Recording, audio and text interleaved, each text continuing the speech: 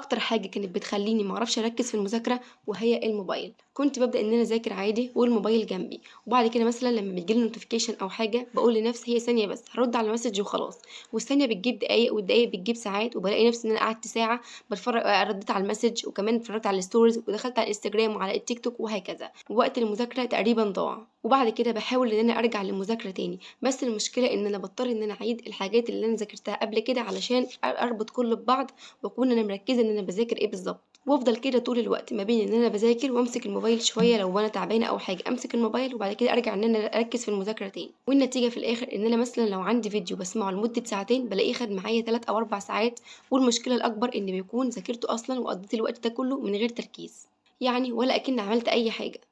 طب الحل ايه بقى؟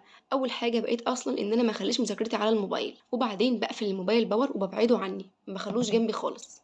واي وقت بحس ان انا تعبت فيه بقوم ان انا مثلا اشرب ميه او ان انا اتحرك لو عندي صلاه بصلي، اي حاجه من دول، او ان انا مثلا اخد بريك شويه، بس اهم حاجه ما امسكش الموبايل. وده كان بيفرق معايا جدا ان انا اصلا عدم وجود الموبايل جنبك كل ما تحتاج له ومش ما تلاقوش جنبك انت مش بعد كده مش هتدور عليه تاني، لان الموبايل بصراحه من اكتر الحاجات اللي بتسبب تشتت وبتضيع وقت المذاكره. احنا بجد في حاجه لاي وقت لان الامتحانات قربت.